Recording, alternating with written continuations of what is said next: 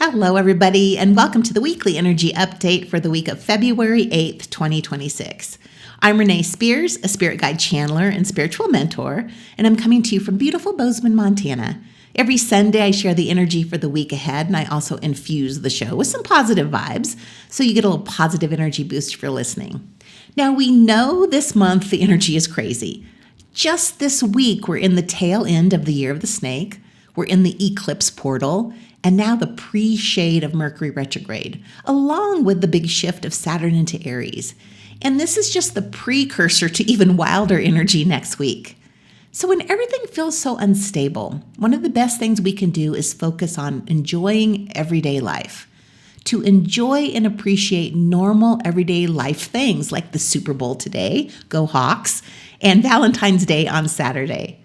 And the energy around this Valentine's Day couldn't be better. Love is actually in the air right now. On Tuesday the 10th, Venus moves into Pisces, and this is kind of the cosmic cherry on top of the whole week. Venus loves being in Pisces. It's one of her favorite places to be, and this turns love and romance way up. Things feel softer and sweeter and more romantic. Venus in Pisces also helps us rethink what really matters. Our values are changing right now. We finally understand what's important in life. And Venus hangs out in this lovely, compassionate energy for the rest of February. And this is exactly what we need right now to support us through all the changes. But the biggie this week is the shift of Saturn into Aries on Friday the 13th. So yes, in addition to everything else happening this month, we also get a Friday the 13th. And just a reminder that Friday the 13th isn't actually unlucky. Like most cultures view this day as lucky. And in numerology, 13 is associated with growth and transformation. So of course, Saturn would move into Aries on a Friday the 13th, a day of transformation, because this shift begins a brand new phase in our lives. Saturn is a planet of divine timing and karma. And Aries is the first sign of the zodiac and the start of something new. It's the spark of life. So we're starting a brand new fated chapter. It's always major news when Saturn changes signs. Saturn is considered a challenging planet. And when it's in Aries, it's said to be weak or in fall. And that's because these energies just don't match very well. Saturn's energy is slow moving and Aries wants to move now.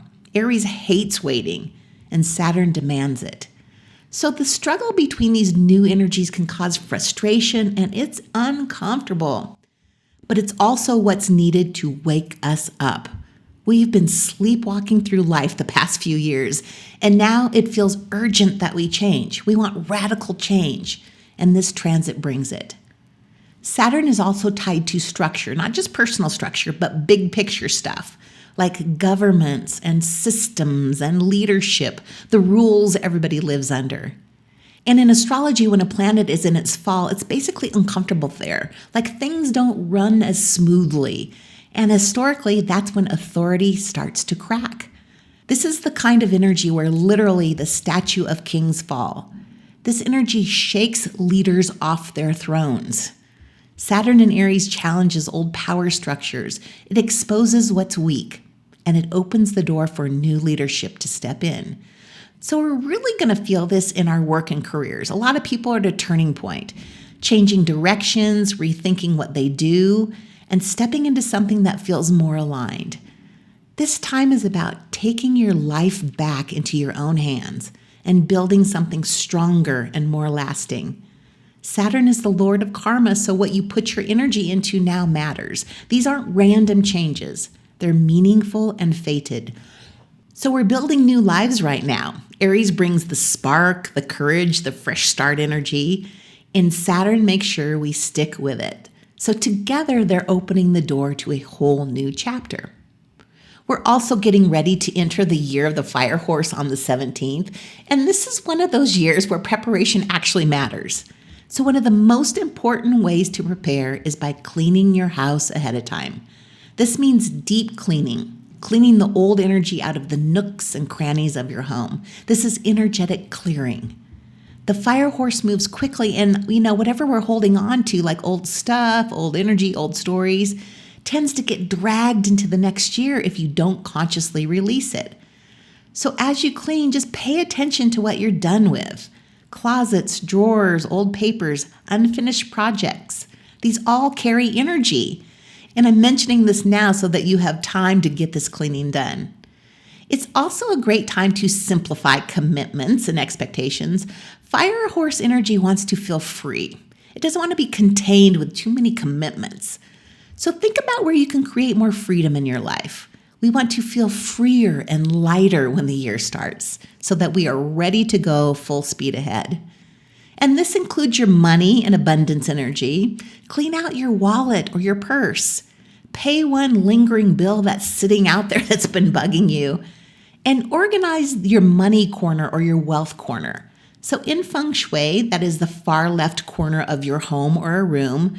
So as you're standing at the entrance to your home or a room, the wealth corner would be the far left corner.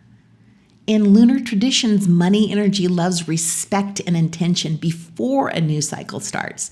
So clean out the clutter in that corner, add some plants to represent growth or a water feature to symbolize flowing wealth. And then add some items that mean abundance to you. This could be crystals or coins. So this tail end of the year of the snake, along with being in the eclipse corridor and the pre-shade of Mercury Retrograde, can make us feel tired or emotional, or we just want to hibernate. And that's not random. That is the universe saying, let things wind down. And then pay attention to what's naturally ending. For me, that's my Montana spiritual retreats. For the last 4 summers, I've hosted about 20 retreats, and they have been magnificent with horseback riding and trips to Yellowstone, hot spring soaks, cacao and sound healing ceremonies, and lots of spirit guide channeling. I've loved them, but this is the final year I'll be doing them. It's just time for a change. So if you wanted to come for a retreat, this is your last chance. I have one more retreat open this year. I'd love to host you. I'm going to put a link to more info on retreats in the show notes, and you can always go to my website, Abundology.com. So once again, the key to feeling grounded during all this change is to focus on the normal things in life. This is a fabulous year to celebrate Valentine's Day, either with your partner, your friends, or by yourself with a box of chocolates and a good movie. Take the time to make it special. And if everything feels like it's shifting all at once, that's because it is. Some things are ending, some things are just beginning. So just stay present and enjoy what's here right now. And as always, thank you for listening and passing the podcast on to your friends.